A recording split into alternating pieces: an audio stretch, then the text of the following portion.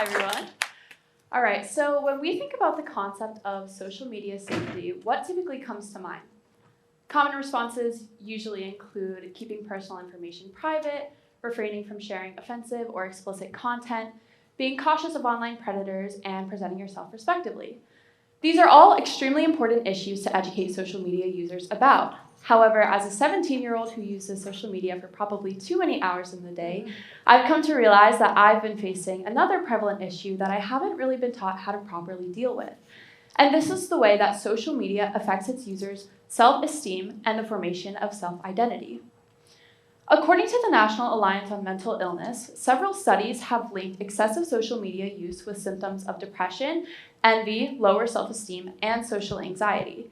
Two more studies done through the American Psychological Association have linked frequent use of online social networking sites with depressive symptoms and the belief that others are living better lives than oneself.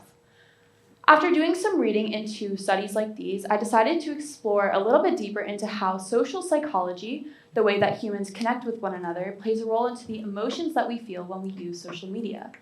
I came across a term called social comparisons, which sounds pretty self-explanatory at the surface, but there's another layer of added depth in the way that we compare ourselves to others.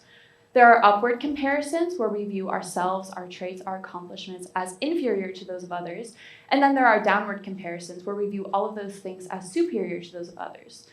Both of these types of comparisons are essential to the formation of our self-identity, especially in relation to other people, and they help us figure out our place in the world. However, social media has the power to magnify these comparisons in a manner that can be detrimental to one's self-esteem if left unmoderated.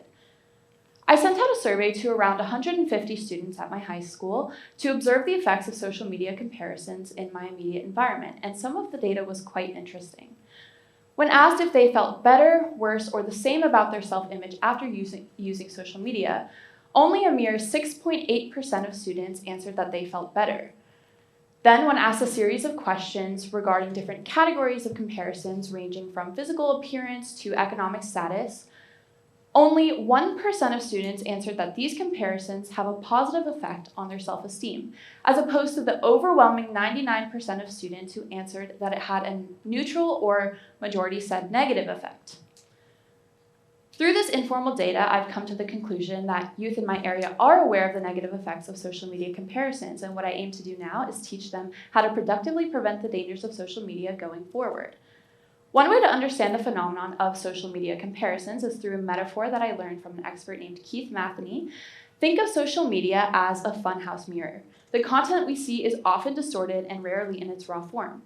It's not always an accurate portrayal of reality, and users must remain mindful of this before comparing themselves to curated personas online. An example of this is in the internet's beauty community, which I've been following since I entered social media at 13 years old. Throughout my teenage years, I was extremely insecure as to why the makeup looks I recreated on myself never seemed to look as flawless or airbrushed as the creators whose instructions I followed, even after spending all of my Christmas and birthday money on the same expensive products that they told me to use. Recently, there's been an influx of beauty creators showing how their art looks like in real life versus how it's always looked online.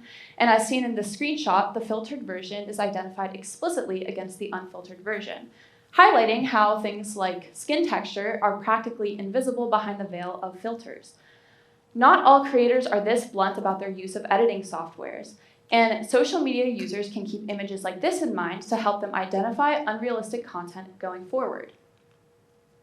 It is also necessary for social media users to make the personal distinction between healthy comparisons and unhealthy comparisons. Healthy comparisons are those that involve a role model or someone to inspire the pursuit of goals. For me, these healthy comparisons occur when I consume content made by college YouTubers who are pursuing similar professional and personal goals as I someday wish to. Unhealthy comparisons are those that undermine personal success or lead to the justification of negative feelings. Both the upward and downward comparisons that I mentioned earlier can fit into either category of healthy or unhealthy, but it's up to the individual to make that distinction and determine where their exact place is. And to help you make this distinction, you can try asking yourself, how does a certain type of content make you feel? Are you able to recognize raw versus edited content? What is the intention behind what you consume, and does it play a positive or negative function in your day-to-day life?